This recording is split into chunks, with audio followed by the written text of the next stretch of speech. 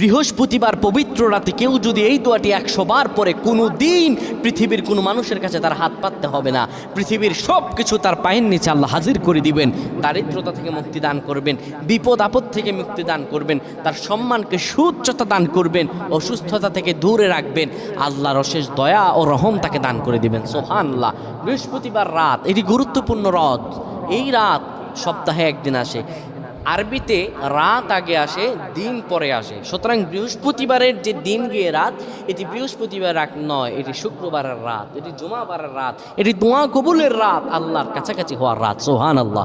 এই বৃহস্পতিবার রাত আল্লাহ তাআলা বান্দার দোয়া কবুল করেন। কেউ যদি বৃহস্পতিবার রাতে ঈশা নামাজের পরে পবিত্র হয়ে ইয়া হাইয়ু ইয়া হাইয়ু ইয়া হাইয়ু ইয়া রফিয়ু ইয়া রফিয়ু ইয়া রফিয়ু এই দোয়াগুলো পড়তে পারে 100 বার, আল্লাহ রাব্বুল আলামিন তার